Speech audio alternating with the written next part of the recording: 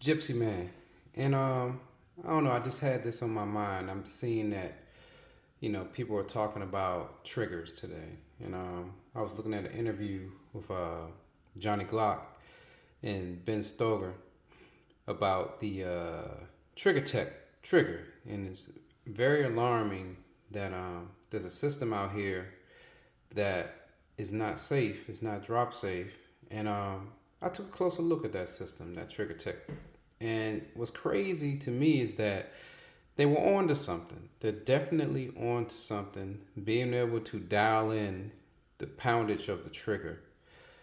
But, the design of it, after watching the video and listening to Johnny Glock explain it, yeah, there's a fault there.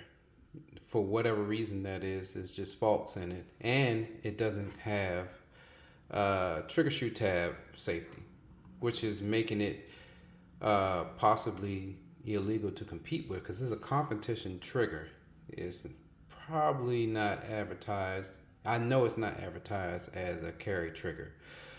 And we'll come back to that because people don't listen to that advice from the manufacturers that these additional triggers, these performance triggers and things like that are not for EDC. But people are going to do what they're going to do.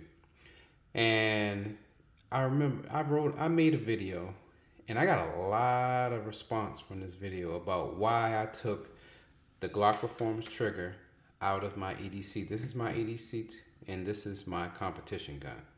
They are not the same gun. I do have a combination of a Johnny Glock Vex first generation Glock Performance trigger inside of this, and I really enjoy it for competition. And because I enjoyed it so much back then in competition, I said, let me experiment with carrying the gun with that trigger in it. I carried the gun, but in my mind, it just didn't feel right to me because of what I know, my knowledge in my profession of what it takes mentally and physically to overcome in a very unfortunate situation of having to defend yourself, right? And hopefully we're trained up and we've thought about these scenarios and we have some situation awareness and we have some control of our trigger fingers, our discipline. We've worked on all these things, right? Our accuracy and things of that nature. Now, I took it on my EDCs. I had them in two of my EDCs. And people were like, you shouldn't do that. You worried about this, you worried about that. You should be not carrying around in the chamber. You're just being paranoid. Whatever, man. But I know the reasons why people shouldn't carry competition triggers inside of their EDCs. There's so many reasons. Like just the idea of a Glock. The Glock is a very reliable system, right? Very reliable. The trigger is the trigger. You train through it, or you train to be able to handle the Glock trigger in its stock form. It really doesn't. You're not feeling all these things that you see in these videos when people are like, "Yeah, the trigger. This is an empty gun, no magazine.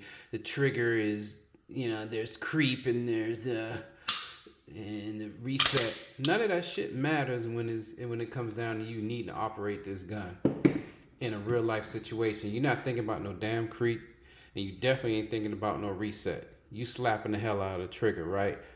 And if you're trained up, all your rounds are going to go where they need to go because you're trained, right? You took the time, you go to the range, whatever times a month, you know that your grip is great.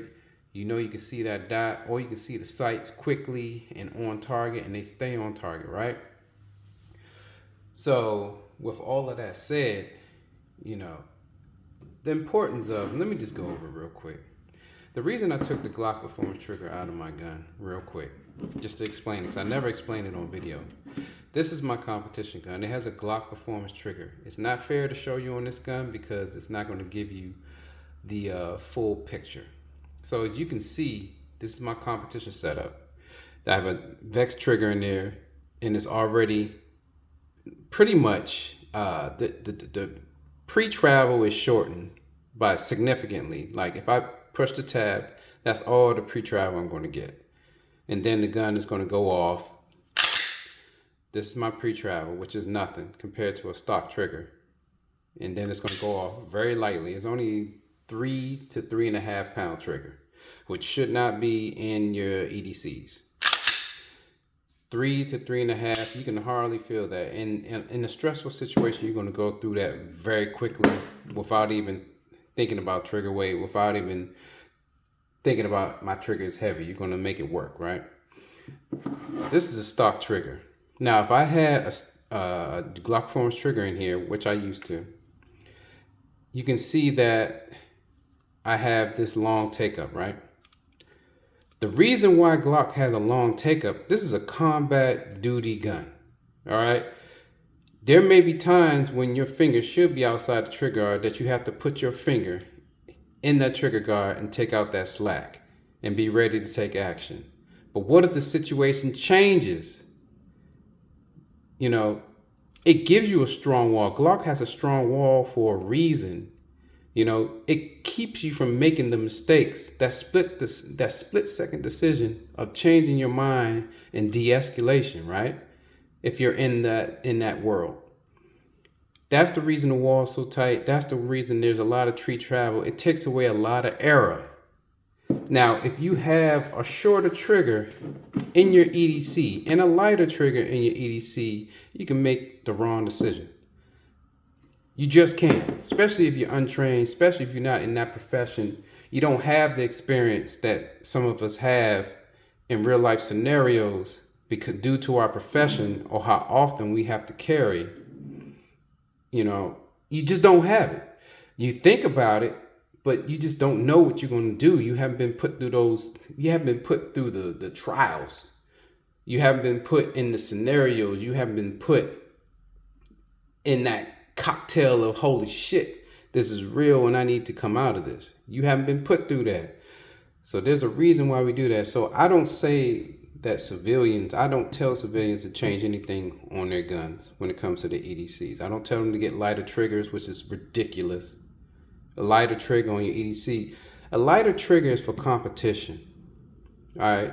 When you have to defend yourself or you're working in an environment where you have to carry a gun, it's not competition. It's real life. It's life or death. Like, you can change an entire world, the entire world of that person, their family, the loved ones, everybody, right? And yourself, possibly. You change everything. So it's very important that when you have these EDCs, putting competition triggers and you know, listening to the conversation between Ben and Johnny Glock. Johnny Glock says it in the video. Is what I've been arguing to people in the comments. This trigger, the Glock Performance trigger, was not meant for you to put in the EDC and carry it. All right? It's not meant for you to carry this trigger in your EDC. It just isn't. I know Johnny Glock has combinations where he takes this trigger and he makes the wall more pronounced, right? He makes the trigger weight a little heavier by putting a plus connector in there. You know, and I understand all that because he's trying to make it so that he has a product where you can carry the Glock Performance trigger, even though he says in a recent interview that he knows and has stated that Glock Performance trigger is for competition. But as we know, people are going to take competition triggers and put them in their EDCs and they're going to carry them. That's on you. So that's why I took it out of my gun, because I want to be responsible. Now, what I did change on my EDC is I have a flat trigger shoe on here, which doesn't change the travel and it doesn't change the weight. I do have a large dot on my EDCs because working with larger dots, larger windows, through competition, I've gotten used to carrying a gun or using a gun with a large window. The preferences of other people are their preference. Now, do you need a large window for a dot? No, you're supposed to be target focused anyway, and the dot just comes into view, right? But I like having a large window on all my guns. I like my guns to be set up very similar in all of them, every single last one of them. I don't carry my 2011s for reasons that I have, mainly being mechanical safeties. I carry Glocks. I like Glock. So, people, these triggers, it has to be safe. It has to be safe. Your gun has to be tested. Especially if you're doing the work yourself. If you just doing the mallet test, we still have trigger engagement. Even my competition gun, that's the Glock Performance trigger with the Vex Johnny Glock, still safe. You got to test these things when you install them, especially if you're doing it yourself. You got to get reputable companies, and Trigger Tech is a reputable company, but they just haven't got this system together. But I'm gonna tell you what, when they go back and rework that trigger, because they're gonna have to, either it's gonna be a recall, I feel, or it's gonna be just a free upgrade or something. If they get that trigger right, it could be revolutionary. It is new technology. So, it's just something that, it's something to consider, and it's something to think about. I just wanted to make that quick video. It's not advisory. I'm just telling you. That's the way I was thinking, and I just wanted to share it. Gypsy Man, peace.